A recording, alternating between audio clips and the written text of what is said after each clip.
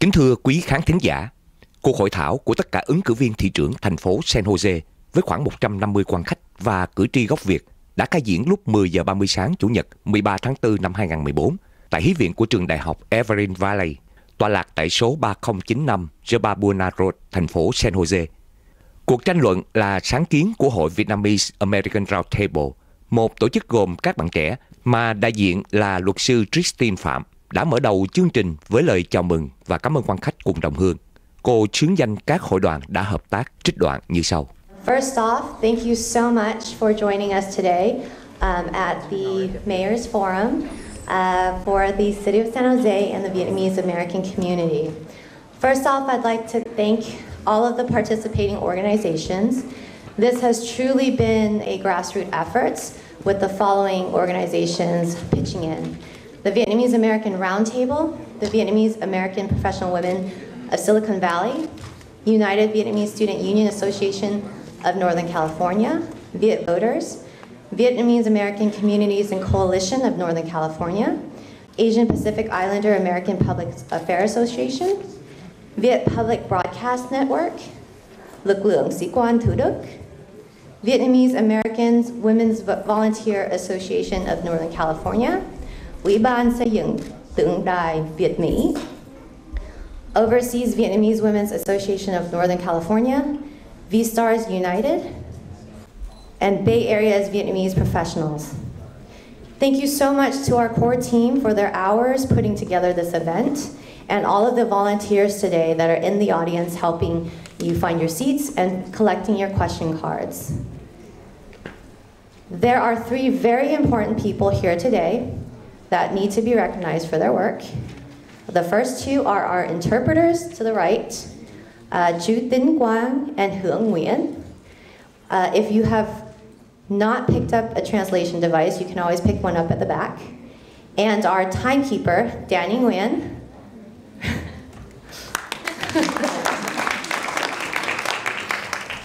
who will be keeping the candidates within their time. And also we have Maggie Weber, who is going to be transcribing the event live. So thank you very much to those three for helping us today. At this time, I'd like to say a few remarks in Vietnamese for our Vietnamese-speaking audience. Xin kính chào quý vị. Cháu là Christine Phạm, xin được đại diện ban tổ chức hôm nay để hân hoan chào mừng quý quan khách, quý hội đoàn, quý đồng hương, quý cơ quan truyền thông và báo chí, cùng quý anh, chị và bạn. Xin chân thành cảm ơn quý vị đã đến tham dự buổi hội thảo hôm nay và để cho cái buổi hôm nay nó đông đầy. Cộng đồng Việt Nam chúng ta là cộng đồng thiểu số đầu tiên của thành phố San Jose được tổ chức buổi hội thảo như thế và đã được sự nhận lời của các ứng cử viên. Và cộng đồng mình cũng đã quan tâm và góp ý đến tham dự. Điều này là một phần rất làm ban đại diện cảm động và hãnh diện. Tuy nhiên, vì lần đầu tiên tổ chức nên cháu và các cháu xin lỗi quý ông bà có sự thiếu sót gì và xin quý khách thông cảm và bỏ qua những lỗi lầm. Cháu cũng xin nhắc là hôm nay là một buổi rất là quan trọng, thành ra xin mong là quý vị cũng lịch sự và ôn hòa để quan khách ngoại quốc có cảm tình tốt đẹp với cộng đồng chúng ta. Chúng cháu rất biết ơn sự cộng tác của quý vị. Nếu quý vị cần thêm cái sự dịch bằng tiếng Việt, xin có những cái máy đằng sau để mà có cái buổi hôm nay nó sẽ thông dịch bằng tiếng Việt dùm. Rất cảm ơn quý vị đã tới tham dự hôm nay. And as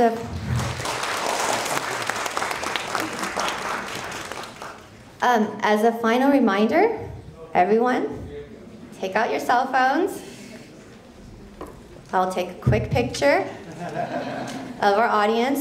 Please turn off your cell phones. We only have a limited amount of time.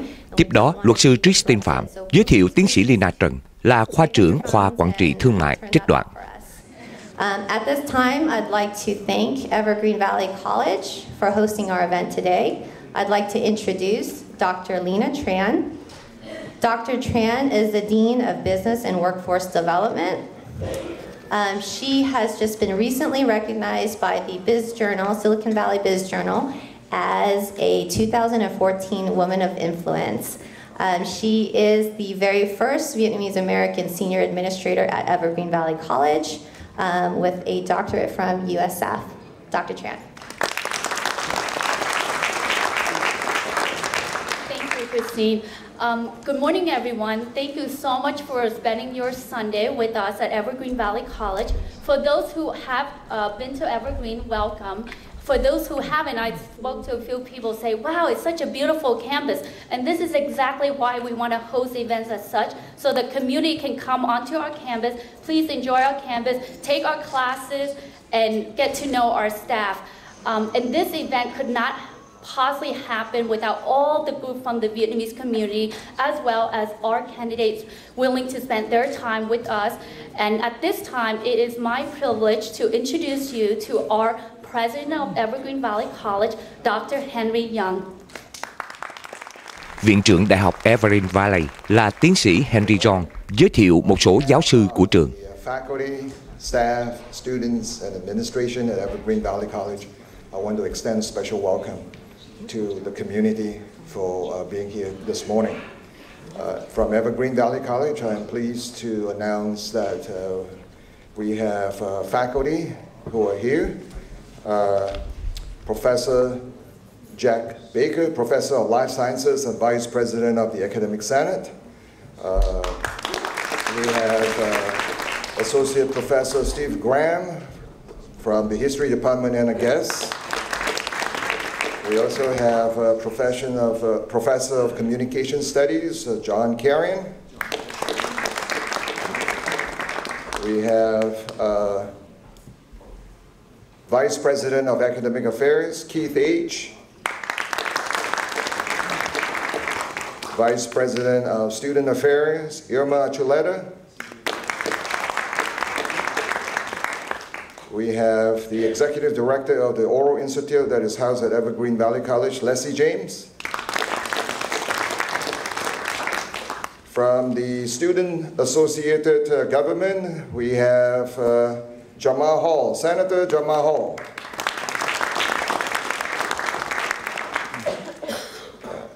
We know that there are many others, students from Evergreen Valley College and their families represented in the audience.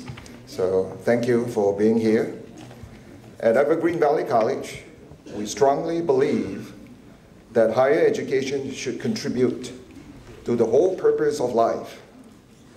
By this fundamental goal, we prepare our students for transfer to four-year institutions, getting them trained for employment, and achieving a better quality of life for them and their families. The course of instruction at Evergreen Valley College includes critical thinking and systematic inquiry. The mayoral debate is an excellent opportunity for civic engagement for Evergreen Valley College and the community to participate in the local municipal governance process. It is only through active and constructive participation that we could expect progress and change in our municipal government. And for us to have the opportunity to ensure that the next mayor of a dynamic city is indeed the best candidate for our multicultural society. So once again, welcome to Evergreen Valley College. Thank you. Tiếp đó, luật sư Christine giới thiệu cô Vicky Nguyễn là điều hợp viên của buổi hội thảo. Cô là người Việt đầu tiên làm cho đài NBC Bay Area News có bản doanh tại San Jose. This morning. Our moderator is Vicky Nguyen. She is with NBC Bay Area News. She is an award-winning investigative reporter who has roots to this area, growing up in San Jose and later Santa Rosa. In 2007, when she first started with NBC Bay Area News, she was the very first Vietnamese American news reporter for the station. She and her family were sponsored to the U.S. from Vietnam, and she's been here since, making a lot of changes with our media. She has won 2 Emmys for her award, And aside from being on television where you often see her, she is always at community events, either as MC or playing a role with the programming. So we are very honored to have her. She has a very busy lifestyle, but she has made time this morning to be with us. And we'd like to invite Vicky Nguyen to the stage. Thank you very much, Christine, and thank you so much to all of you for being here and to the volunteers who made this event possible. Of course, the candidates as well. This has been many long nights, many long hours. This is 100% a volunteer effort, and I think it's really incredible that we were able to get everyone here to a very important event today. It is really my... Các ứng cử viên đều Cortese, Liccardo, Madison Nguyễn, Herrera, Pierluigi Oliverio đã bốc thăm thứ tự để lần lượt trả lời các câu hỏi xoay quanh vấn đề chung của thành phố San Jose như lương tối thiểu, an ninh nhà cửa, thiếu hụt cảnh sát, v.v. Đặc biệt, những quan tâm của cộng đồng người Việt tị nạn Cộng sản đã gửi đến ban tổ chức trước đó để nêu lên những vấn đề như vụ kết nghĩa thành phố Irvine vừa qua. Những thành tích gì mà ứng cử viên đã làm cho cộng đồng người Việt tại San Jose? Vụ vườn truyền thống Việt đã kéo dài cả chục năm nay vẫn chưa xong. Trung tâm sinh hoạt cộng đồng cho người Việt cũng không có. Đặc biệt, vụ Lido Sài Gòn được nêu ra và tên của Lý Tống được nhắc đến nhiều lần. Mời quý vị theo dõi toàn bộ cuộc hội thảo sau đây. San Jose has made headlines, giving big incentives to attract large corporations to our city with many skilled jobs. However, there are still tens of thousands of low-wage workers in San Jose, a disproportionate number of them being Vietnamese. While the voters of San Jose overwhelmingly passed the minimum wage ordinance to bring that wage to $10.15 an hour, wage theft and poor working conditions are still rampant, particularly targeting the immigrant communities. Remind us where you stood on this issue. Did you publicly support the increase in the minimum wage? And how will you protect low-wage workers as part of your priorities if elected mayor? First of all, honored to be here at Evergreen Valley College in District 8, which is a district I represent. In terms of the question just asked, I did not support the minimum wage ordinance because I felt that it should start at the state level and federal level and that San Jose shouldn't be out in front of it. I was concerned about what it would do to small businesses and that there would be folks that would be laid off and unemployed as a result of it. The reason why I'm in this race is because I think we need more middle-class jobs. We need more high-paying jobs. And I support and have a plan to bring more companies into San Jose so that we can have better jobs. People can't live on the minimum wage, even at the new minimum wage. And there's people out there with 2 minimum wage jobs trying to make ends meet in Silicon Valley. And in San Jose, that's just almost impossible. Where did the jobs go? We need to bring them back. I ran a company. I'm the only one up here that did. I hired hundreds of people. We have a lot of different kinds of technology in San Jose, advanced manufacturing, clean technology, biotech, other kinds of jobs. We need to put our focus on creating those jobs and helping companies stay and grow in San Jose. It's difficult to do business in San Jose. We need to make our planning department a lot more friendly for small and medium businesses. And I think the Vietnamese community is among the immigrant communities that are big in business and small businesses. We need to make it easier for you to start and grow businesses so that you can hire people. I'm glad that the minimum wage, looking at it now, I think it's helping folks that are on that tier of employment to survive, but we need more middle-class jobs. Thank you for your support in the effort to keep this debate moving smoothly. We're going to ask everyone to hold their applause until the very end when the candidates give their closing statements. Also, actually, I was asked by the organizers to make sure that the candidates and their campaigns know there are no campaign materials allowed in the theater, so please, if you can respect that. One more reminder, 90 seconds per answer, and each candidate will have a 30-second rebuttal. Supervisor Cortese? Sure. Or did you all agree? Yeah, thank you very much. I think the question is whether or not I publicly supported the initiative that was on the ballot to increase the minimum wage. Yes, I did. And to my knowledge, I'm the only one up here who actually endorsed the campaign and supported the campaign to do that. I think it was very, very necessary. And the second part of the question, as I understand it, was what would I do regarding wage theft and problems that occur in the workplace where people don't get paid fully for what they do. Just about a month ago, I held a news conference at the County Board of Supervisors to announce that I was asking the county administration and county legal counsel to prepare an ordinance that would make it illegal in the county, that it would punish businesses who do not allow folks to take breaks, who do not pay them fully for an 8-hour day, who tell them that they have to work overtime and then don't pay them for that work. That's wrong. And what we want to do in the County of Santa Clara is say that businesses that cheat employees out of their wages are going to have a difficult time getting their permits from the county to do business. We think we can link those two together. It's been done in other places in the country like Houston, Texas. I record straight that I am a businessman currently. I am the general manager, a general partner of several limited partnerships currently, and I've been in business since I was 14 years old. So I know the trials and tribulations of business. Thank you. Okay, Councilman Oliverio. Thank you, Vicki. So I don't come from a wealthy family. My parents, like many of the people in the audience, were immigrants from another country, and I worked many of those jobs we're speaking about. I was a paper boy who delivered the Mercury News to 225 houses, and you notice that the economy's changed. Now there is no paper boy, now it's paper man in a car. I worked at Burger King with many adult immigrants from many countries, all through high school, and I worked and lived for the minimum wage. On Measure D, when it was proposed, I opposed it for the reasons being that my council district, representing Willow Glen, Rose Garden, and Santana Row, borders Campbell and Santa Clara.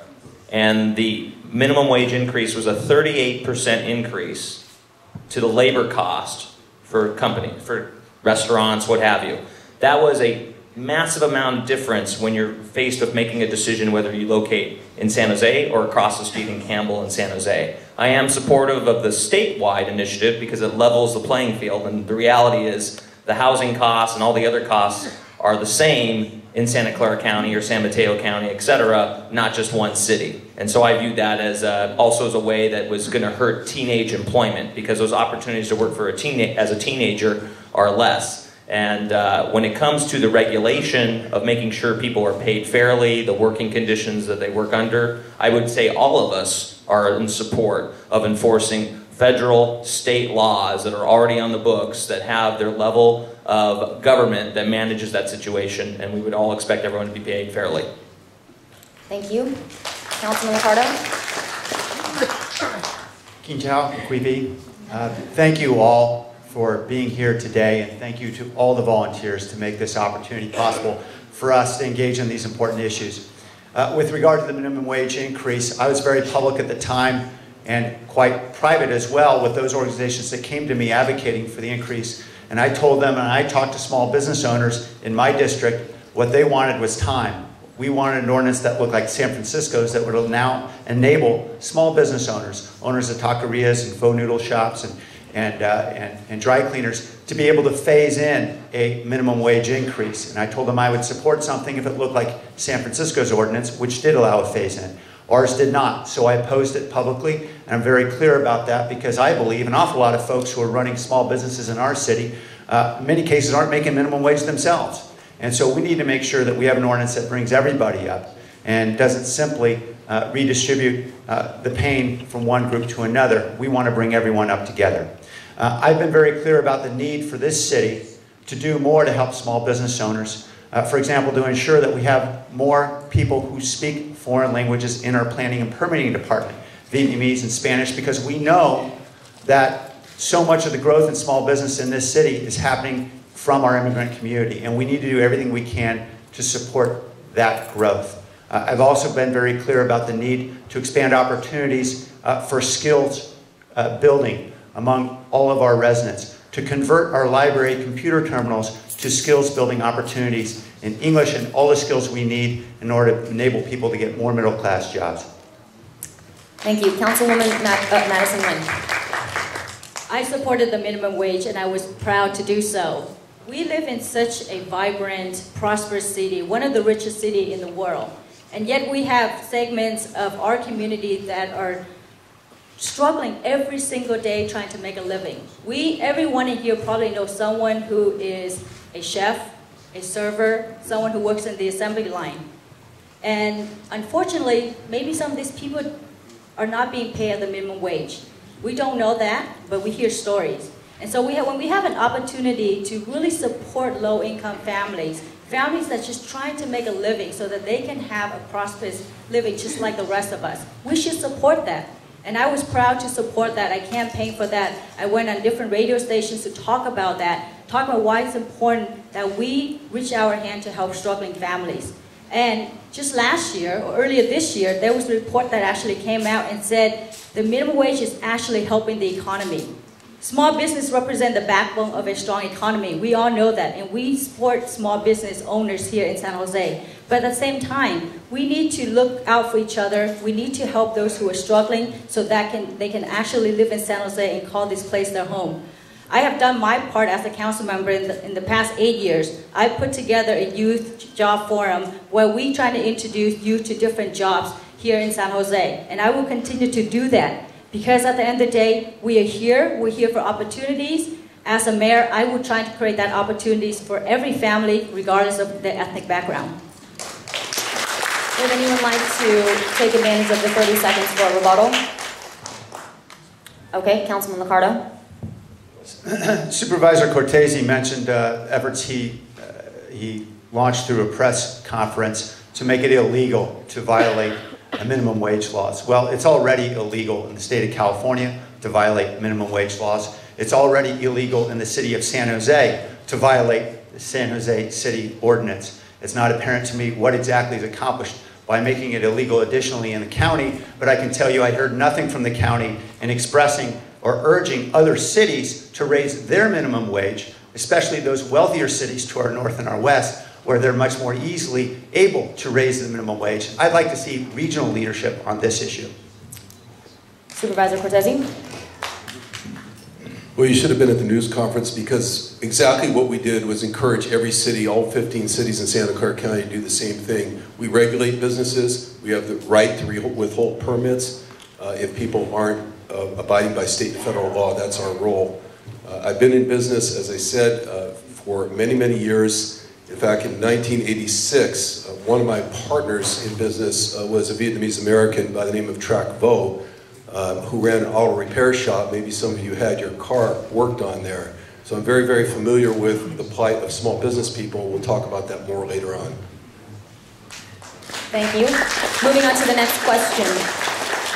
We want to give our audience here, as well as our viewers who may be watching on NBCBayArea.com, a better understanding of your background and connection with the Vietnamese American community. It does make up about 10% of the population in San Jose. In your public service career, please describe one initiative or accomplishment that has had the greatest positive impact on the Vietnamese American community here in San Jose, and it's Supervisor Cortese. Well, I've worked very closely with the Vietnamese community over the 21 years that I've been in public office, and then even before that. I was elected to public office in 1992, as I mentioned a minute ago. My first Vietnamese partner in business was in 1986, and that continued until just a few years ago when he passed away. But I think the greatest accomplishment thus far as an elected official was the Vietnamese health assessment.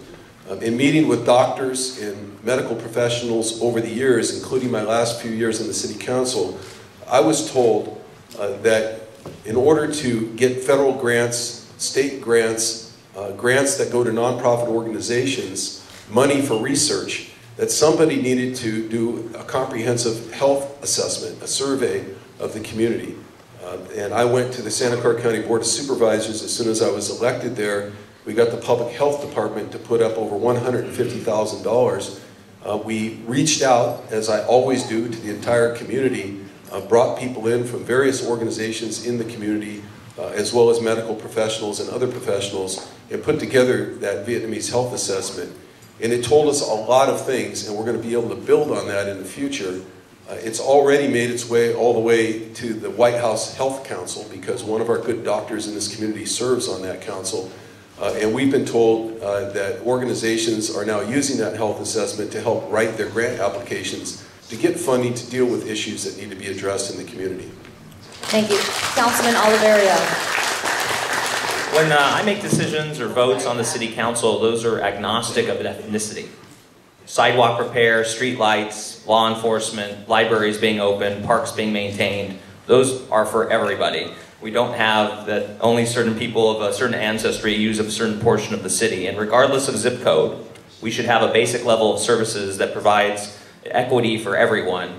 And that's the important thing, I think, is the role of a local government. We are very specific in our tasks. It's very much in the city charter what we do, and there are many things that people are concerned about that we don't do that's of a national or state importance, statewide Sacramento, but not the city of San Jose. When it came to something very specific in the Vietnamese community, the first time the issue of Little Saigon that was brought in the naming of the business district, I originally voted in favor of naming the business district the way it seemed that the majority of the community wanted, along with council members Pete Constant and Kansan Chu. But otherwise, if I look to people that do much for the Vietnamese community, I would argue that it's within your own community if people are doing good things and good works. And I would highlight my father, who's here, Italo Oliverio, who taught adult immigrants to speak English for over 30 years.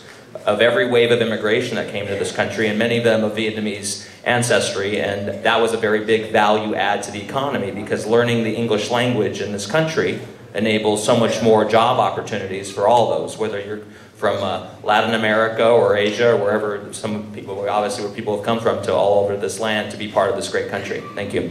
Thank you. Councilman Liccardo.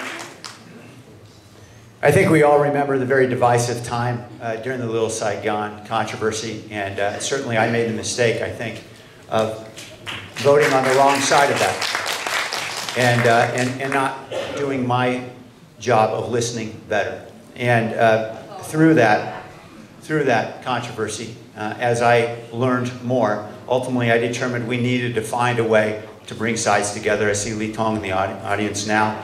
And I spent an awful lot of hours, I recall, one night crafting a compromise settlement document.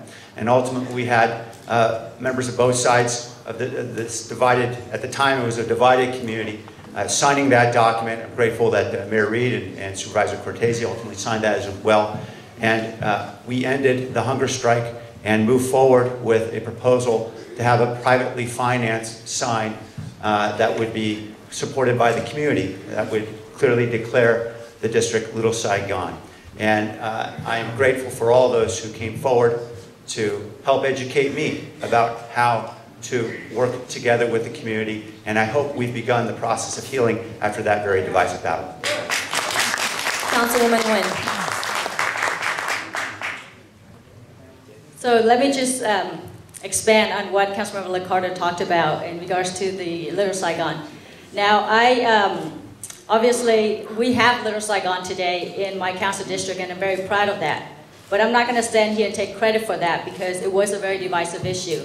And there was a lot of things that happened at the time. I was young, I was inexperienced. I did reach out to the many Vietnamese organizations in the community that I thought I should. But having gone through all that, and I made a lot of mistakes, I've learned from it, and I think those mistakes will help me to become a better person and a better leader in the future. So a lot of things have happened, and I apologize for the headaches and the heartaches that I've caused due to my naivete and my inexperience. But today, we have a Little Saigon in San Jose, and it's an official designation from the city of San Jose. And yes, the Vietnamese community should get credit for that, especially those who represent the Little Saigon Foundation, Barry Doe and his volunteers and his staff for making that happen. And we're very proud of that. But I think that's, at the end of the day, that's what really matters, is that it doesn't really matter who came up with the idea, what happened during the whole process. It's the outcome that matters. And for the first time in the history of San Jose, we have Little Saigon here in San Jose. And I'm very proud of that, and I want to thank everyone for making that happen. Councilwoman Herrera. I'll just say Little Saigon and that whole issue happened before I got elected. But I'm really glad that Little Saigon exists today, and I was there to commemorate it. And I appreciate everybody's role behind me in whether they in resolving it and moving it forward. But most of all, I appreciate the Vietnamese community. And thank you for your support. This is my second term on the City Council, and I appreciate all the support that I've received from the Vietnamese community during that time. I'm an Air Force veteran. I think some of you know that, and that's been something I've been able to share with a lot of members of the Vietnamese community in terms of I was in the Air Force during the time of the Vietnam conflict. So that's been some things that we've shared in common. You know, the real thing I want to talk about, though, is where we move forward from here. The Vietnamese community is a tremendous asset to San Jose. Culturally and in terms of business, you are part of the energy that's going to help us grow into the 21st century. And that's why, as mayor, I want to focus on helping you be able to start and grow businesses and be productive. Because we need you to stay in San Jose and work and help us grow. And we need more middle-class jobs. We need companies that, and to support your companies so that when you want to grow a business in San Jose, you know that your efforts are going to be worthwhile, that you're going to be able to grow and be prosperous and hire employees and be successful. And we need to make our planning department actually work for us, be a much more facilitative department that can actually get businesses through. If other states can get permits through in 24 hours, why can't we? So we need to work together based on what we have in common. We have a lot in common in San Jose, and thank you. I don't think anyone has a rebuttal. Nope. Supervisor Cortese, I stand corrected. Well, yes, and I just want to correct the record. I don't mind Councilmember Liccardo taking some credit for the compromise to put the signs out, a little Saigon and end the hunger strike. I see Lee Tong here, and I'm very proud to have his endorsement. But on another news station, not KNTV, but KTVU, it was reported that Councilmember Liccardo said a couple of months ago, prior to his suggestion, it was suggested by Dave Cortese. Dave Cortese suggested the idea. We share in that credit. I appreciated his effort, but it's not right to take all the credit. And if you have any question about that, ask Lee Tong before you leave. Councilman Liccardo? Yes, I was very public at the time, as I am today, about the fact that Supervisor Cortese and I had discussed this idea several months beforehand. I'd had very little conversation with him prior to the time in which we spent several days trying to craft a compromise to bring the two sides. When Lee Tong was involved in a very serious hunger strike, and in fact, it wasn't until the end of the process, after several drafts of the memo, and I'd be happy to provide those to the public, that we ultimately brought Supervisor Cortese in to sign it. So I'm certainly happy to accord credit to Supervisor Cortese for an idea that was helpful, but the hard work of bringing people together means staying up late at night and doing a lot of negotiating and talking, and that happened with a lot of other folks. Thank you. There's been a proliferation of Vietnamese coffee shops in San Jose where they are grinding much more than coffee. That's how reporter Kit Doe put it in a series of investigative reports looking at illegal activity in these lingerie cafes, including smoking, nudity, and tinted windows. The city of Garden Grove in Southern California voted to ban these businesses outright after discovering gambling was also a regular occurrence inside. San Jose Deputy Police Chief Phan Ngo said, "These businesses bring blight to the neighborhoods and they invite other crimes." What is your position on these cafes and nightclubs that have become notorious in San Jose? And have you or would you accept campaign contributions from these businesses? Councilman Oliverio. Thank you. So, and just for the record on the last item, I was the only one to vote for it for the first time. Little Saigon. On the topic of the coffee shops and the behavior that occurs at some of them, clearly I think if they are illegal, as they stated in some of those comments you made, then they should be regulated. To do that requires some level of law enforcement. As you may know, we have some 1,100 budgeted positions of the city for police officers, but only 900 something that are actually employed today. That means there's a difference between that number and that number, which means there's money on the table that's not being spent, that should be spent on law enforcement. So rather than tell the community, sorry, I can't get to it, I know this is a problem for you, I know this may bring blight and other crime issues, I would rather take that money, contract with our very good county sheriff, and have the sheriff do the necessary work to make sure that those businesses that are doing illegal activity are paying the fine, shut down, etc. I have not accepted any campaign donations from any of those businesses. Approximately 78% of my campaign contributions come from actual San Jose residents, but I have not accepted, and nor would I accept, but I would also ask if anyone, usually they have to tell you what they do for work, and so none of that has happened. But I think that's enough for now. Thank you. Thank you. Councilman Liccardo. We should enforce the law to the full extent against anyone who's running an illegal business in this city, including those coffee shops where there's nudity and gambling, etc. To my knowledge, I have not accepted any contributions from any of those businesses. I feel very strongly about drawing the line against those businesses that have very severe social impacts in our community. That's why in 2012, I stood up against well-financed gaming and card club interests that were trying to expand gaming in this city. And when they went to the ballot, I wrote the opposing argument. We gathered the community together. Although they spent hundreds of thousands of dollars of their initiative, the community, particularly the Vietnamese American community, I'm very grateful, was with us. And we voted down that initiative, and we checked the growth of casinos and card clubs. The same way, as a community, we can come together and break this cycle of these coffee shops that are clearly having severe impacts on our families and our communities. Thank you. Councilman Nguyen. I don't support or harbor any coffee shops that actually has or harbor illegal activities. We just had a recent incident, again, in my council district, Ozone Coffee Shop, right there on Center Road. And this brought in the federal government, along with San Jose PD, to crack down on the coffee shop. These coffee shops are not just bad and illegal, they actually bring a really negative image to the Vietnamese American community here. And that's what I care about. We have such hardworking people in our community that actually trying to make a decent living, open nice restaurants, open nice business facilities that provide good amenities for people here in this city. And when we go to these coffee shops and when it's being frequented by outsiders, it brings a really bad image to our community. And that's why as mayor, I would try to crack down under the legal terms in regards to all these business coffee shops. We cannot allow them to operate if they have prostitution, illegal gambling, or any types of activities that's illegal under the law. Councilwoman Herrera.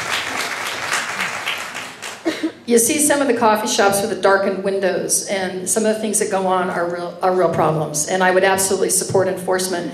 And I am not afraid to say if something's really bad for the community, let's get rid of it. And that's why I am supporting a ban on the dispensaries that are rampant, the marijuana dispensaries across San Jose. And I'm the only one up here that will take that position because of the harm it's done in our schools. 146% increase in suspensions due to marijuana in some of the East Side schools in East Side. So, you know, I'm not afraid to do that, and I think we need to stand firm on areas where it's contributing great harm to our community. And I absolutely will do that. I will not take money from any coffee shop that would be in this kind of category, nor will I take any money from the medical marijuana dispensaries. I tried to get something passed for City Council to prevent any candidate from taking money from the medical marijuana industry, but couldn't get the council to support that. So I hope the candidates up here will agree they're not going to take any money from any medical marijuana dispensaries as well. Thank you. Supervisor Cortese. Well, first of all, I agree with Deputy Chief No. And the most important thing you can do as a mayor or as a member of this council when it comes to issues like gambling and vice and illicit behavior in entertainment centers and retail locations is listen to the police chief and listen to his top brass, because they know what's going on, they know what's required to keep the city safe, and they will have my full confidence as mayor of San Jose and full support to back up the laws that are on the books to make sure these things don't happen. At the same time, we need to make sure that our planning and code enforcement department is not too difficult on Vietnamese businesses that are doing legitimate practices. I hear almost every day about code enforcement officers and planning officers coming out time and time again, acting as if they're the boss and they get to make up their own rules, making it harder and harder for Vietnamese businesses to make a living and to do the work that they need to do. I'll tell you something again about police chiefs. All 5 former police chiefs, the last 5, have endorsed me in this race. The Police Officers Association has endorsed me. Our firefighters here have endorsed me. Nurses have endorsed me. Teachers have endorsed me. They're all doing that because they know that I'm the safe choice for the city of San Jose. If you want to make this city safer, then go and look at who's endorsing me in this race, and you'll see what their opinion is. Thank you. If anyone would like to have a rebuttal, I'd like for you to also address the question if you specifically would support the funding of more vice officers or code enforcement officers, or consider raising fines for businesses to be found in code violation. If anyone would like to take that question. This is just a follow-up during the rebuttal period. Go ahead. Yeah, I'm sorry if I didn't answer that. You know, the city has at least 140 positions that are funded right now for police officers that aren't filled. And the reason they're not filled is because we have a police force that's unhappy with the San Jose City Council, with the majority of the council, and we need to restore trust. And among those hires, we need to have more Vietnamese Americans on the police force. We should be recruiting from this community, and we certainly need to have the positions that you just described filled by officers, and especially Vietnamese officers that understand the culture and how to deal with it. Councilman Oliverio, thank you. And to the 140 officers that Supervisor Cortese is speaking about, in the short term, as mentioned before, we should take that money, contract with the county sheriff, because I shouldn't be telling you no in the absence of how long it takes to fill those 140 positions. I should tell you yes, we will enforce the law, we will enforce it today, take the money for the 140, and hire the sheriff to assist the city during this time of need. Thank you. Councilman Liccardo? There's no question we need more police officers, but we can't go back on pension reform and fiscal reform that has nearly banked. If we had not gone forward with fiscal reform and pension reform, the city would be bankrupt. And so we've got to be able to balance the budget and be able to afford officers within our means. That's why I've identified with the mayor over $30 million in savings from pension reform and other sources to restore the police department. Over 6 months ago, the council approved that strategy. We are now moving forward. We're restoring pay to keep officers on board. We've now seen the third class graduate from the academy. Councilwoman Nguyen? That's the rebuttal question. This is a rebuttal. Yeah. You don't have to answer if you don't. I don't have a rebuttal. Okay. Councilwoman Herrera. I absolutely would support enforcement and strengthening code enforcement, and I support giving them the power to issue misdemeanor citations. Now, how do we pay for that? We need to continue to support the pension reforms that we've already put into place. And in terms of police, I have a novel idea that I have put forward, and that is to make a slight tweak in Measure B to bring back up to 100 officers that have left that want to return if we allow them to return in Tier 1. We could do that without taking any savings away from the pension reform we've already implemented, but we could get street-ready officers back on the street immediately. Thank you. A recurring complaint from the Vietnamese electorate is that candidates will court the Vietnamese American votes with campaign promises they will wear the áo dài and they learn to say greetings in Vietnamese, all of which make for great campaign moments. But once in office, the concerns and the needs of the community are not addressed. An example of this is the Vietnamese American Community Center and Heritage Garden, both ideas and projects that have been languishing since 1987. Countless candidates have promised a heritage garden and community center with land designated by the city since 2000, a groundbreaking in 2006, and a task force designated in 2008. The dissolving of the redevelopment agency in 2012 is only at the tail end of this long journey. As leaders, what answers can you provide about the length of time and process involving these projects and about the future of the realization of these projects, if any? And I believe we're on Liccardo. Yeah, there's no question there's been a trail of promises for many years around the creation of a community center and heritage garden. And usually those promises are accompanied by commitments of public funding. And simply, there are no public dollars.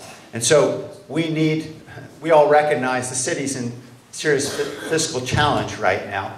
And so we need a different conversation between the Vietnamese American community and our next mayor. And I made a specific pledge yesterday in writing that I wouldn't be committing public dollars. I would be happy to co-lead an effort to privately fundraise to be able to make those important showcases of our Vietnamese American community happen here in the city of San Jose.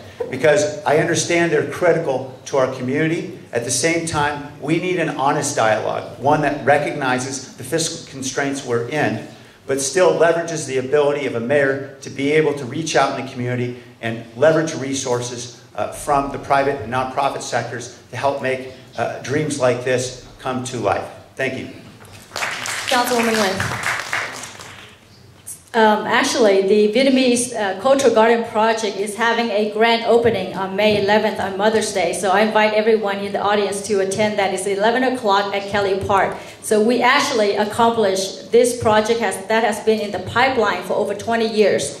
And we can only do that because the Vietnamese community came together under the leadership of Dr. Nguyen, who is the chairman of the Viet Heritage Society. We will now have the first Vietnamese cultural garden in the United States, right here in San Jose, a city with the largest Vietnamese population outside of Vietnam. And I'm very proud that our community has come together to make this happen. So again, I invite you all to join us on May 11th at 11 o'clock at Kelly Park, because that's where we're going to have a huge celebration. In regards to the Vietnamese Community Center, I actually proposed this, again, a couple years ago, but because there was some divisiveness in the Vietnamese community, we couldn't make it happen. But I wish that under my tenure as a mayor, that when I am done 8 years from now, that we will have the first Vietnamese American Community Center here in San Jose. That would be a proud achievement, not just for San Jose, but for the Vietnamese community. And I hope that we can all come together, the Vietnamese community come together and help me to make that happen. We have so many different facilities right now that's owned by the city. There's no reason why we can't convert one of those facilities into a Vietnamese community center. A couple days ago, we actually had a forum at the Arab American Community Center. It would be so nice to have a Vietnamese American Community Center here in our city. Councilwoman Herrera. Well, first of all, I just want to congratulate Madison Nguyễn on the garden. I think that's wonderful, and I will come and attend that. I think it's great. So, you know, as has already been stated, the city doesn't have the funding to go and do a community center of any kind and to fund it. But I think we need to work together with the Vietnamese community in terms of making something like this happen. I look at Milpitas, I see the Indian Community Center there, which was largely put together by donations and work in the community itself to put that together. So there's needs for a variety of different places to meet. We don't have enough community centers in San Jose. I know in Evergreen we have one. We certainly could use other places and spaces for people to meet. So I'm very supportive of it. I absolutely would roll up my sleeves and help. During my last several years in office, I have a record of actually working with the community to get things done. And so I certainly would guarantee you that as mayor, I would do that as well, work with the Vietnamese community to make this happen. Thank you. Supervisor Cortese. Yeah, I'm disappointed with the status of the project. And I can understand that maybe there's going to be some kind of a celebration over there, but I think people are going to be disappointed when they get there because the Vietnamese gardens are not developed yet. And I don't know exactly what has happened, but I know while I was on the San Jose City Council, I reached into my own pocket and contributed $5,000 of my own money to develop that gardens, and I don't know what happened to it. And I think it's time for the City of San Jose, the mayor's office, and I'll do this as mayor, to take responsibility for the fiscal accounting for that project, make sure every dollar is accounted for, make sure that the master planning is completed and finished and it's developed as quickly as any other park in San Jose. There's over $80 million in park dedication funds in the city treasury now, and there's also construction and conveyance tax funds that can be used for parks. We need to take a look at using some of that money to make sure that this project gets completed once and for all. I just want to say one other thing.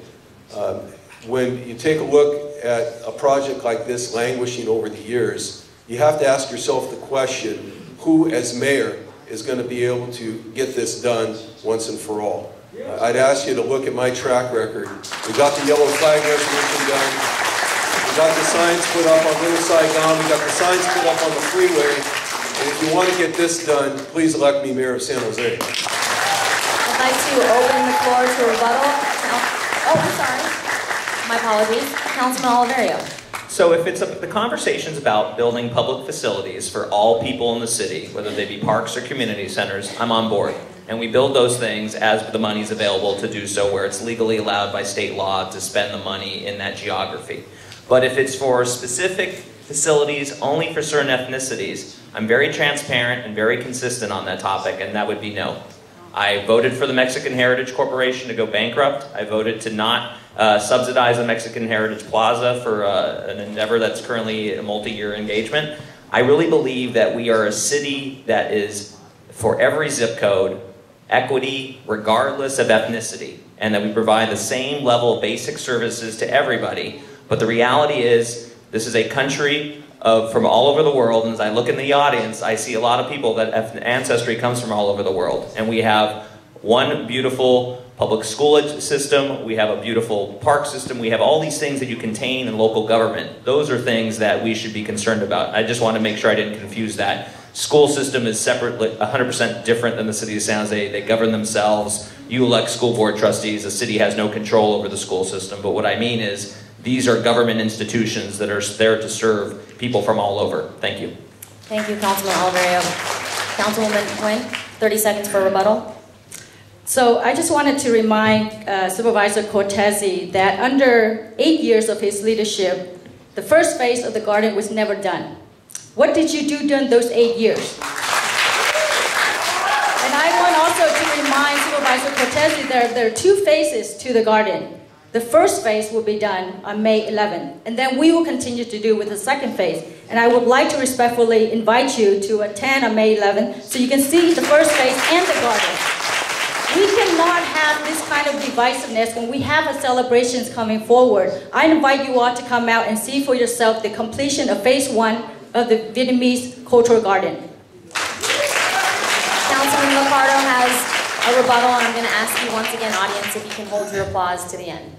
Yeah, with regard to Supervisor Cortese's suggestion that we can use park dedication ordinance fees to build the Heritage Garden or the Community Center, people need to know the truth about those fees. They're geographically restricted. Those are public dollars that are geographically restricted to specific neighborhoods within the area near where developments. Okay, I'm going to ask everyone to please afford the candidates the respect they deserve. Those are fees, they're public dollars, they're geographically restricted to where the developments that pay those fees can be used. And so as a result, you've got neighborhoods that are going to expect a park in their own neighborhood, right? And to say that we're going to use public dollars like that is just a repeat of the same kinds of disingenuous promises that have been made to this community time and time again, to use public dollars to produce something for which there are no public dollars. Okay, moving to the next question. This is a rebuttal, please. Oh. Yeah, I only have my... Sure, Supervisor Cortese. Thank you. Well, first of all, I have kept my commitments on that Heritage Gardens, and in fact, I have actually secured public funds, and those have already been paid over $100,000 of county funds, public county funds that are in a trust fund at the county, and people there said the same thing. How can you use that money for a park in the city? And we said because it's of regional significance. We said it's because everybody in this county can enjoy the Heritage Gardens, the Vietnamese Heritage Gardens. We contribute $100,000. And frankly, if the city of San Jose would come to us and ask us for more support, I'd be happy to champion that. Thank you. Councilman Oliverio, rebuttal, 30 seconds. Yeah, I don't have a lot of money, but if someone wants to come up forward to me, give me the information, I'll give you $100 out of my pocket towards the goal. Thank you for that generous offer. Okay, next question for the candidates. This will start with Councilwoman Nguyen. San Jose is one of the most culturally diverse cities in the United States. Do any of the candidates up here know how many bilingual 911 dispatchers are employed by the San Jose Fire Department? I won't put you on the spot. The answer is 0. My colleague Damian Trujillo broke that story this week, and it surprised so many people in an area that in an area as critical as emergency services, this city is falling behind in how it recruits and maintains a valuable and diverse workforce. As mayor, what concrete plans do you have to promote diversity in employment hiring practices at the city level? Thank you very much for the question. This is a very, very important question because although the Vietnamese American represents 10% of the city's populations, we do not have a 10% of the populations of staff at City Hall. And this includes the San Jose Police Department. On Friday, we had 43 cadets that just graduated from the academy. And the chief of police said, and the mayor also echoed that, is that we will continue to encourage the hiring of bilingual officers with the San Jose PD. And we will actually allow extra pay for those people that actually speak another language, whether it's Vietnamese, Spanish, or Chinese, or any other languages that they speak. And so this is a really good, common, best practice for the city of San Jose to have. As mayor, I will make sure that we provide adequate compensations for those people that speak another language other than English, not just in the San Jose Police Department, but also throughout the various departments at City Hall. And that is my pledge to not just the Vietnamese community, but to every ethnic community here in San Jose. Councilwoman Herrera. It's critical that we have those bilingual services, and in a diverse community like this, we must have representation from the different language groups in our services. So I think, first of all, we need to do a more dedicated recruiting effort. As mayor, I would make sure we do that. I know that I look to do that even in my council office, in my business, when I had a business. I look for diversity. I think it's really important. People need to recognize how important that is. And I'll just give you one example. In even looking at an appointment to the Youth Commission, I went through some resumes because I was concerned about the lack of diversity and the fact that of the appointment that was being brought to me by one of my staff. I ended up selecting somebody who was a Vietnamese young woman who had been overlooked because I'm very, very concerned about making sure that there is diversity. I practiced that my whole life, and I will make sure of that as mayor of the city. Thank you. Supervisor Cortese. I think the hiring practices at the city have been very challenging the last few years in terms of the kind of diversity that we want. I left the city council 5 years and 3 months ago. When I was there, I championed something called the Diversity and Hiring Task Force, and we appointed people from all over the county all over the city to do oversight of the city's hiring practices. I don't know what's happening with that commission today, with that task force. But those are community people like yourself that we ask to be involved with this process to make sure that this kind of problem doesn't happen. In addition to the bilingual situation, I want to point to another statistic. In 6 years, in the 6 years that have passed, there's been only one woman hired by the San Jose Fire Department. That's unacceptable. We have a fire department comprised of men and women, and you can't tell me that there's not qualified women in this community, young women who are of Vietnamese descent or any other ethnicity that can do that job. So we need to get back on track. We need to make sure that diversity in hiring happens, that people are groomed all the way through the process, that they don't stay at the low level, but as soon as it's clear that they have the ability to succeed, they need to be brought along, trained into management positions, and eventually that way you will have Vietnamese department heads, Vietnamese chiefs, and a wide, diverse array of people leading our city. Councilman Oliverio. I don't support any type of quota system where we hire solely based on ethnicity. I do support allowing everyone to interview and that we hire based on merit. I come from high tech. I worked with many people of Vietnamese ancestry that were hardware engineers, mechanical engineers, quality assurance engineers. They were all hired based on merit. The Vietnamese community, as the topic is here today, is a very hard-working community, and I think we should continue to hire people by merit. Having a second language as a skill, whether it be any other language other than English, is a value add. It is a skill set that you should be paid for as a bonus because you are offering more than someone who only speaks one language. That I clearly support. But I would clearly also say that we need to make sure that, as I mentioned earlier, my father taught adult immigrants to speak English, and part of the value of that was the basic language skills to function in the country you now live in. That is of high importance, and we need to make sure that those classes through the other levels of government are still always available, as they always have been for free, to those residents so that they pick up the basic language skills so that not only are they good for themselves, to help themselves, but oftentimes in an emergency medical situation, it might be helping a family member. And to help a family member, there is a certain number of words that you must know in this country to get by, and we should make sure that's important. Again, to the main question, certainly let's offer bonuses to people that speak the languages. Let's make sure we have a diversity of employment. And I would ask you that, if you came to the city of San Jose and you walk down the cubicles, you would see we have a diverse workforce. Thank you. Councilman Liccardo. Well, Councilmember Oliverio characterized it as a value add to have a language skill. But I think in a city as diverse as ours, it's a necessity. And we have only 50 certified Vietnamese speakers in all City Hall today. That's a problem in a city with 100,000 people, thousands of whom are monolingual, who might rely on a Vietnamese speaker to be able to interact with City Hall. I think the way that you encourage more hiring is to lead by example. In my district, where we have a very diverse set of neighborhoods, I've made it a practice to ensure we have language capacity on our very small staff. I've hired 4 Vietnamese Americans over the 7 years in which I've been in office, including a former chief of staff. But I think in terms of reaching out to the community, creating task forces and commissions is nice to look in on the city, but it's better to have those task forces reaching out into the community, identifying qualified applicants who can serve as emergency responders or police officers and help us identify those young men and women who can best serve the city, who can add a Vietnamese or Spanish language skill or other language that will help us better serve our community. I've committed to improve our language skills citywide. I, in fact, came out with a public safety plan a few weeks ago, which I committed that what we should be doing is encouraging every recruit in the police department to be taking a foreign language class paid by the city to ensure we have functional fluency. Thank you. Any rebuttals?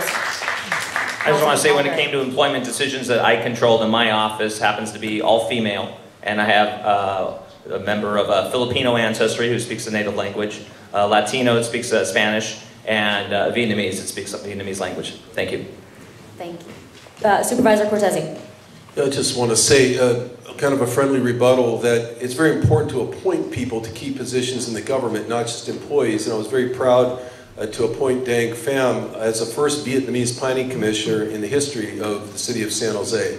It's important to have Vietnamese Americans at the table helping us make key policy decisions, including land use in this city, which is the majority of actions that are taken. I also want to acknowledge Tay Vu Nguyen, who's been with me for 11 years on my staff and has done great work in the community. Thank you, Tay Vu.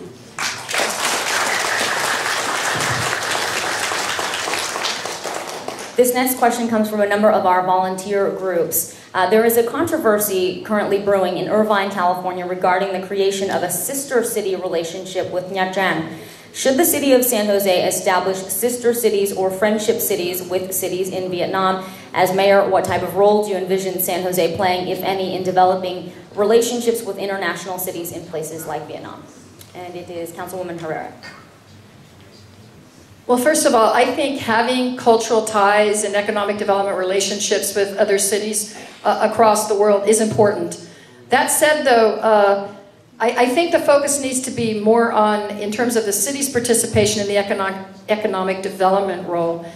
We have some very productive sister city relationships, one with Dublin, Ireland, and recently we are establishing one with Mexico. And I think Vietnam is certainly another country that we need to work to do that. And these relationships need to benefit both the country we're reaching out to as well as San Jose. It needs to have those kind of mutual benefits to help that country economically as well as to help San Jose. And of course, the cultural relationships should be strengthened anyway. I'm saying if the city is going to put some revenue into it, it needs to have some economic development payback to the city as well. Thank you. Supervisor Cortese. Yeah, I don't think we should be establishing any further diplomatic relations or economic ties with communist Vietnam. I think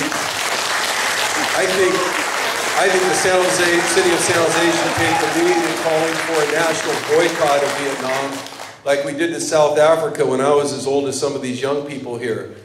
People did not buy or spend in the direction of an oppressive government.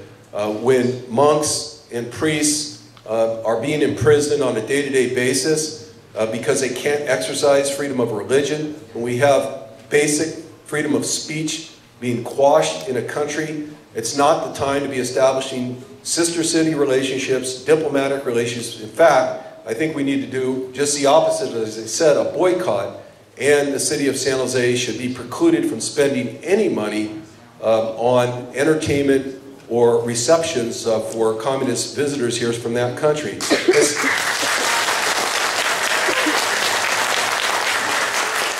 it's not just a matter of the form of government, it's a matter of what they're doing today. They're oppressing people, they refuse to come to the table. I have supported every congressional resolution aimed at trying to curb those human rights violations there. I have convened with many of you, we have stood our ground. We've got to continue standing our ground, and the last thing we want to do is send a message that that kind of oppression and human rights violations is okay. It's not okay. So thank you very much. Councilman Oliverio. Thank you. As I mentioned earlier, the city of San Jose has a very specific and narrow set of goals. It provides law enforcement, it provides a sewer system, it provides a road transportation network, libraries, etc. We are not the United Nations. We are not the State Department. We are not the U.S. Senate. Although I may agree with the sentiments expressed, that is not my role as a city. That lobbying takes effect to our local Congress members. That lobbying takes effect to our senators, but not at the city. I want to have a laser focus on things that have a best local impact to San Jose residents, and those are the basic services we provide. When it comes to sister city relationships, I'm not the biggest fan. Again, I don't think it's the core competency of the city. I've never traveled internationally on the taxpayer dime to go to those junkets. I think in the end, we're really mostly focused on the cultural ties we have today. Again, we are a city with people that come from all over the world. Those residents have ties to all those countries. Those ties, the personal ties, those are the ties that make a difference. Those are the ties that bind us as this beautiful city that we are. And I think sister city relationships overall, it's a lower priority for me than basic city services. Thank you, Councilman Oliverio. Councilman Liccardo. I actually think both Supervisor Cortese and Councilmember Oliverio are right. Fundamentally, sister city relationships serve our community first and foremost. And it seems to me we should not have any relationship of any kind with any city in communist Vietnam, where clearly our own community perceives it as being a betrayal of our commitment to freedom and human rights and all that we hold dear. And so it seems to me we should not be having those relationships. We should not be welcoming dignitaries from that country to this city. We've got a community that has fought, many members of our community have fought valiantly and courageously in defense of freedom. We need to honor that. And frankly, I don't think it's San Jose's job to be out there somehow building bridges in places where clearly our community would rather not. We've got a lot of work to do right here at home. Let's start by making our streets safer, getting more affordable housing, and helping support our schools. Thank you. Councilwoman Nguyen. Thank you very much for the question, Vicki. I would not establish any kind of partnership or sister relationship with Vietnam. I came here as a refugee.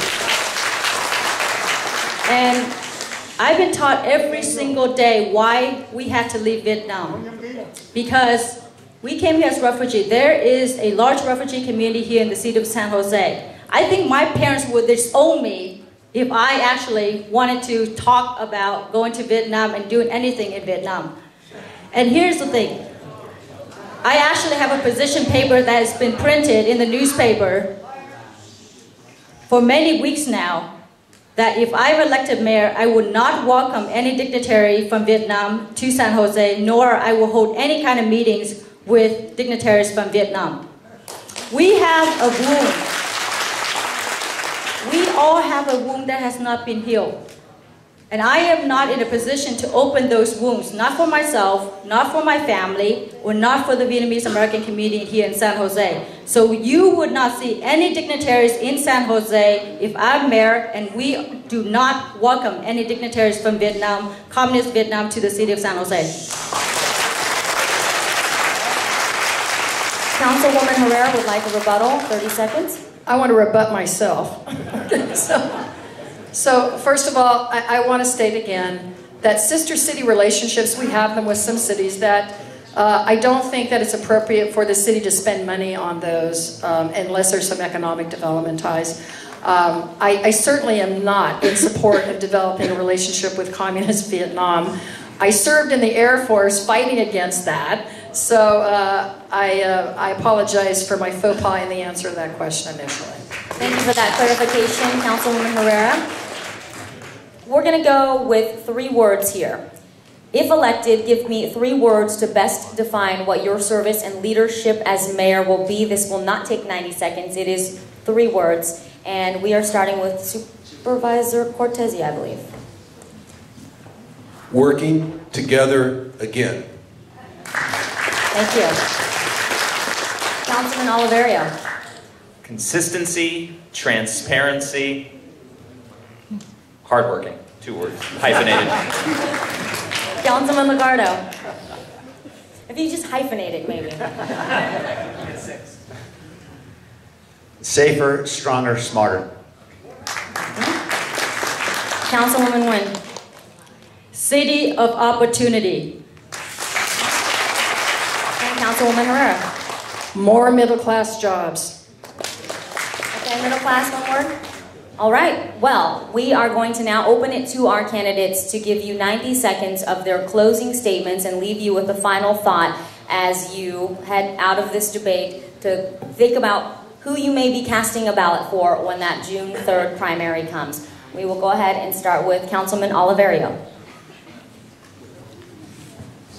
Hello, happy Palm Sunday. In my faith, this is the Lenten season prior to celebrating Easter. And these are the palms I received from church yesterday since the debate was scheduled on Sunday.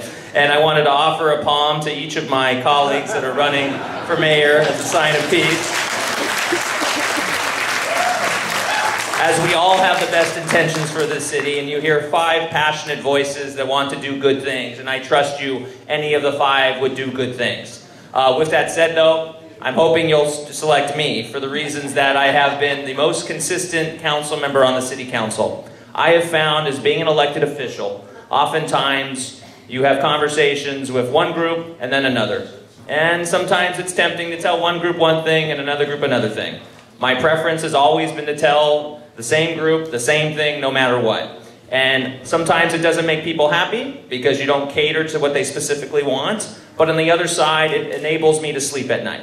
And what you want me to do is be able to sleep comfortably so I can work hard for you. I have been a pleasure to be elected 3 times to the City Council. I've also been elected to serve on the Santa Clara County Democratic Central Committee twice by thousands of San Jose residents. Even though I'm a registered Democrat, I'm very strongly supported by independents and Republicans because they know that I look at both sides, try to make an impartial analysis, and come up with the best decision that will treat the city for the best in the long term. I'm proud that over 75% of the contributions that come from my campaign are from San Jose residents, and I ask you to pick up a card on the way out, which has my website on it. Thank you. Councilman Liccardo. Thank you. Again, I want to thank everyone for coming out and all the volunteer organizations that work so hard to make this important dialogue happen. You know, I am so grateful to have been in the position to serve this city for 7 years. And I'm asking you for the privilege of serving for another 8 years as your mayor. I'm privileged to be the only candidate on this stage to be endorsed by 3 former mayors, 3 people who have led this city before, Mayor Susan Hammer, Mayor Tom McHenry, and Mayor Ron James. And they recognize what many who've supported me recognize, that I am the candidate who has led. We can all talk about what we'd like to do, what we plan to do, but time and time again, when we've required an innovative solution in times of great budgetary scarcity, I have led. I've led an effort to help bring BART here to San Jose, now under construction. I have led efforts to expand affordable housing in this city. I have led efforts to find and identify the funding that would bring more police out to the street to make our city safer without spending a lot of money. Things like, for instance, enabling shop owners and homeowners to be able to register video cameras with the police department to help us identify suspects when we know that there are crimes in our neighborhoods. We need leadership that's innovative. We need leadership that reaches out to the community. I've made a specific written pledge to the Vietnamese American community yesterday outlining exactly what I commit to do as mayor. That's in writing because you need a pledge that you'll recognize, that I'll recognize, and we'll keep each other accountable. Thank you. Councilwoman Nguyen. I just wanted to clarify because I think there was some buzzing in the audience about a statement I made earlier, and that was, I did went to Vietnam in 2011, but it's a personal trip. My father-in-law had a stroke, and he was paralyzed, and that was the reason why I went paid out of my money, out of my own pocket, go there as a dutiful daughter-in-law to visit him because my mother-in-law said that he might not live. So that was the only reason why I went back there, was for a personal visit. I came here on I left Vietnam on a small fishing boat with my family. We worked really, really hard trying to make our ends meet, just like a lot of hardworking families here in San Jose, not just Vietnamese Americans, but a lot of immigrants' families. I grew up working the fields with my parents to make ends meet. And I had everything was going for me, and I was a happy kid. I was really happy even though we were very poor and we were struggling. Why? Because I had a community center that I went to. I had a library that I can go to on the weekends. I had a park that I can play with. And that's the same amenities that I want for every child, every family here in San Jose. I'm sure all these individuals up here will be great mayors because they all care about San Jose just as much as I do. But the question before you is, what kind of San Jose do you want? The San Jose that I want for my daughter and for every child, every family here in San Jose is a city of opportunity where a mayor can actually provide and improve your quality of life. I know I can't do everything for you, but what I can do is just make your life a little better, whatever that may be. And so you have that choice before you today, and on June 3rd, is vote for the person who's going to create that opportunity for you and your family. Thank you very much. Councilwoman Herrera. First of all, thank you. Thank you for being such a good audience. You have a really important choice to make, obviously, on June 3rd. And it's where this city is going to go in the 21st century. Where is this next leader going to take you? I can tell you right now where I want to take us is to a city that's a lot more economically prosperous, with more jobs, with more companies, with more opportunities for small businesses to grow. And we need to do that. I'm proud that I've supported pension reform and fiscal responsibility. I did that and in fact faced a lot of opposition in 2012 when I had to run for re-election because I took a principled stand. I will always do that. I will do the right thing. I've gotten a lot done along with the help with the community in Evergreen over the past several years. We saved a skate park. We prevented muni water from being privatized. We have a library, new library coming in District 8. We've helped get road improvements and the light rail to that will move forward. Lots of things. So I am a leader that has ideas and I get things done. And I'll do the same thing as mayor. I don't make promises I can't keep. And I tell you that we will work hard and we will increase our economic prosperity in San Jose. That's what we need to do. We need to actually increase the tax base. We have to grow the pie. That's what's going to turn this situation around. So that over the scraps with how to pay for services. We need to actually increase it. We only have 0.85 jobs per employed resident in San Jose, where cities to the north of us have over 1-to-1 or 1.5. We need to increase that. It's absolutely vital. Support me and let's grow San Jose into a prosperous city. Thank you. Supervisor Cortese. I have to ask Councilmember Oliverio if I still need to go to church tonight. But thank you, all of you, for being here.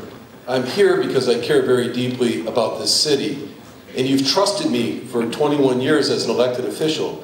You trusted me by electing me to the Eastside High School District Board of Trustees. And one of the first things that I did there was bring forward an initiative to create Vietnamese language classes as part of the curriculum in Eastside Union. I think the first district that ever did that. That's been so successful that the school district is now selling those textbooks to Orange County so that other school districts can use them. We hired Nguyen Dinh as a full-time Vietnamese coordinator to inform Vietnamese parents how to get their kids to succeed in our school district. As a member of the city, at the City Council for 8 years, we worked very closely together. That's why my 3 words were working together again. I'm looking forward to working together again with you on these city issues that we've been talking about today. We had great success, but you trusted me there. Lee Tong trusted me when he ended the hunger strike. The people who wanted the yellow flag resolution trusted me to get that done. Those who wanted the signs put up in Little Saigon trusted me to get that done. As a member of the Board of Supervisors, you showed tremendous trust by giving up a lot of information to the County of Santa Clara, your families, your communities, so that we could do a proper health assessment. If you didn't trust us in that process, it wouldn't have happened. Please trust me as your next mayor of San Jose.